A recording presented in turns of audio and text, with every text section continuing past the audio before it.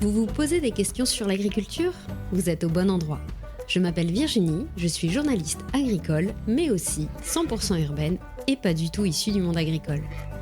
Depuis que je travaille dans ce domaine, je vois bien qu'on a tous des milliers de questions sur le sujet. Dans Agriquois, j'ai décidé d'essayer de répondre à toutes ces questions qu'on n'ose pas poser. Bonne écoute!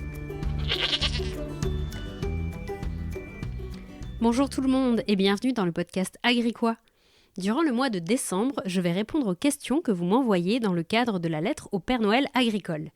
N'hésitez pas si vous avez une question, je vous mets le lien en description.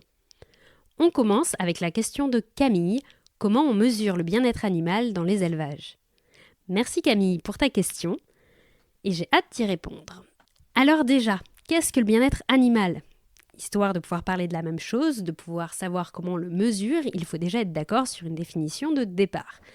La plus utilisée, c'est celle de l'Organisation mondiale de la santé animale de 1965. Vous la connaissez peut-être, on parle des 5 libertés de l'animal qu'il faut respecter. La première, libre de la soif et de la faim. La deuxième, libre de l'inconfort, donc c'est notamment les bonnes conditions de repos, donc confort thermique, qualité de l'endroit, bref, c'est tout ce qui est l'environnement de l'animal. La liberté de s'exprimer. Ces comportements doivent être plus proches de ceux observés dans la nature. La quatrième, c'est libre de la douleur, de toute blessure et de la maladie. Et la dernière, libre de la peur et du stress.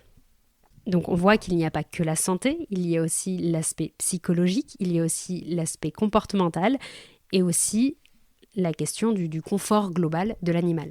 Mais je me doute que vous n'êtes pas là pour entendre une définition théorique, donc en pratique ça donne quoi ? Comment on fait en élevage avec la gestion du bien-être animal ? Il y a plusieurs choses qui permettent de contrôler le bien-être animal en élevage. En premier, il y a les entreprises avec qui l'agriculteur bosse. Certains éleveurs ont des contrats avec des entreprises pour vendre par exemple leurs volailles, pour que les produits arrivent jusqu'à nous. Ces entreprises vont les transformer, les emballer et les faire arriver au supermarché. Et ces entreprises, ils mettent parfois des critères spécifiques et pour être sûr qu'ils soient respectés, ils vont contrôler les élevages. C'est pour ça quand vous voyez écrit élevage en plein air, nourri à l'herbe ou ce genre de choses sur les emballages, il faut bien que les entreprises le vérifient. Donc il y a des contrôles d'élevage à ce moment-là. Et les éleveurs ont aussi par exemple des techniciens d'élevage, des responsables qualité, différentes personnes qui peuvent passer sur l'élevage pour vérifier que les conditions sont respectées. Et dans ces conditions, quand on pense à élevage en plein air, ça va avec la question du comportement, vu qu'ils sont en groupe, ça va avec la question de l'alimentation, ça va avec plein de choses. Et donc, on parle du bien-être animal à travers de ces contrôles. Le deuxième, c'est les standards de qualité. Les agriculteurs qui sont engagés dans des signes officiels de qualité comme l'agriculture biologique ou le label rouge, là encore, il y a des contrôles réguliers sur l'élevage et sur les standards de production. Parce que notamment dans ces labels, on prend en compte la densité d'animaux, les interdictions de pratiques douloureuses, le choix de l'alimentation. Il y a différents points qui sont pris en compte et du coup, les éleveurs sont contrôlés sur ces points-là qui prennent en compte aussi du bien-être animal. En troisième, il y a le veto qui doit passer sur la ferme pour voir si un animal est malade et donc notamment s'il y a une mortalité importante sur l'exploitation, s'il y a des avortements, s'il y a des signes qui lui mettent la puce à l'oreille qu'il y a un truc qui ne va pas sur l'exploitation. Et du coup, il peut alerter les services de l'État qu'il y a un problème sur cet élevage. Donc le rôle du vétérinaire est aussi important dans ce contrôle. Et donc en quatrième, c'est le contrôle des services de l'État. Chaque année, 12 000 inspections sont réalisées par les services vétérinaires au titre de la protection animale afin de vérifier l'application des normes. Donc en fait, il y a à peu près ces 4 moyens-là. Donc l'entreprise avec qui il va bosser, ça peut être les standards de qualité dans lesquels il s'est engagé, ça peut être quand le vétérinaire passe sur l'exploitation et ça peut être des contrôles des services de l'État. Il y a aussi bien sûr le rôle de l'éleveur lui-même qui est engagé s'il y a de la maltraitance sur son exploitation. Donc c'est aussi le rôle de l'éleveur de s'assurer que ses animaux sont en bonne santé. Mais du coup, pourquoi il y a des cas de maltraitance ? Parce qu'il y a quand même du monde qui passe. Comment ça se fait qu'on en entend quand même parler, qu'on en voit quand même pas mal de faits divers dans les médias ?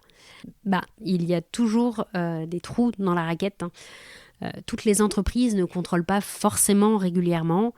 Tous les éleveurs ne sont pas engagés dans des signes de qualité et l'agriculteur qui a sa trésorerie un peu dans le rouge, il va pas appeler le veto tout de suite, quoi.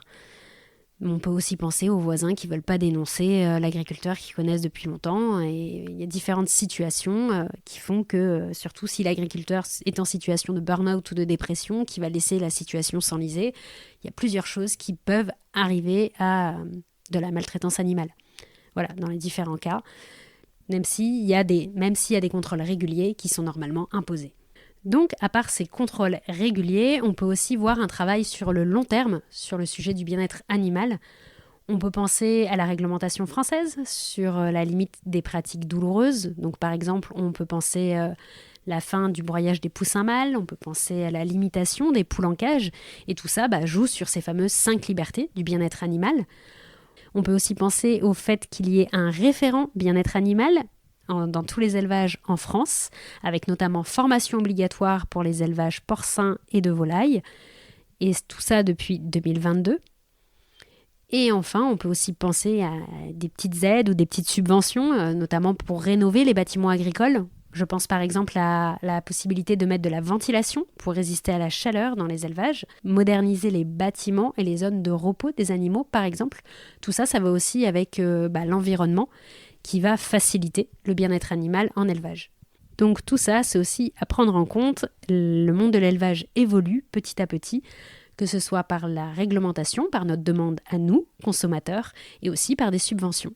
Donc voilà, il y a quand même un contrôle du bien-être animal, mais le sujet est loin d'être clos, vous vous en doutez. C'est la fin de cet épisode numéro 1 de la lettre du Père Noël agricole. N'hésitez pas si vous avez une question, vous aussi, à me la poser. Vous pouvez me l'envoyer par message privé, que ce soit sur Instagram, que ce soit sur LinkedIn, et je mets aussi le lien de SpeakPipe si vous voulez, en description, si vous voulez m'envoyer un message vocal. Voilà, on se retrouve demain pour un nouvel épisode.